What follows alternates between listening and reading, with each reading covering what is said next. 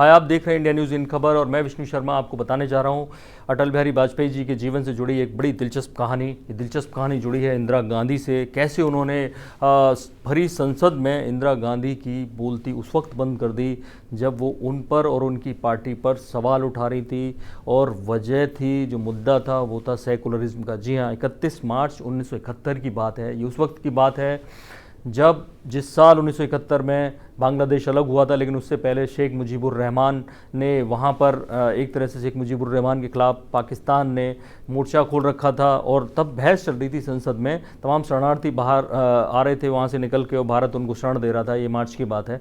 तो कैसे इंदिरा गांधी लगातार इस बात को रख रही थी कि विपक्षी पार्टियों क्या रुख होता है इस बात पे। इस पर अटल बिहारी वाजपेयी एक लंबा भाषण दे रहे थे, और वो बता रहे थे कि कैसे शेख मुजीबुर रहमान अगर वहाँ सरकार बनाते हैं तो उनकी सरकार को हमें समर्थन देने में, पूर्वी पाकिस्तान में इस तरह की कोई भी सरकार बनती है तो हमें देर नहीं करनी चाहिए।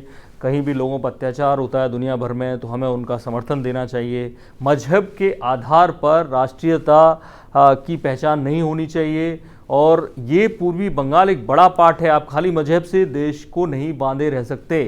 ये जब बात कही अटल बिहारी वाजपेयी ने, तो इंदिरा गांधी को, आमतौर पर इंदिरा गांधी उतना बोलती नहीं थी, उन्हें मौका लगा। उन्हें लगा कि जो बीजेपी की छवि है, और वो उन्हें लगा कि बीजेपी की जैसे हिंदुत्ववादी छवि है, तो इस वक्त अटल बिहारी वाजपेयी ने जो कहा है वो उसके उलट है। उन्होंने तुरंत बोला कि आपकी पार्टी को भी इससे सीख लेनी चाहिए।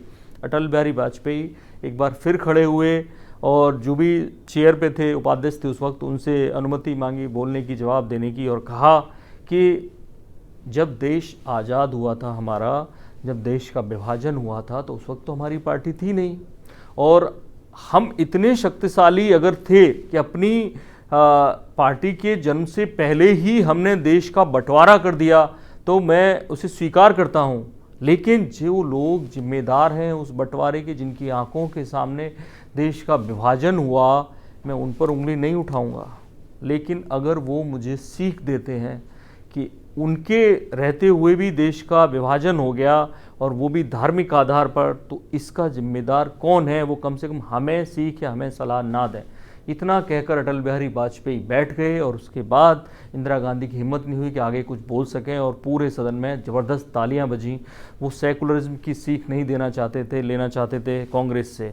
तो ये थी बड़ी दिलचस्प कहानी कि कैसे इंदिरा गांधी की बोलती बंद की। वाक चतुर थे काफ़ी अटल बिहारी वाजपेयी। ऐसी तमाम दिलचस्प कहानियाँ उनके जीवन की आपको बताते रहेंगे। देखते रहिए, सब्सक्राइब करिए इन खबर इंडिया न्यूज़। थैंक यू, नमस्कार।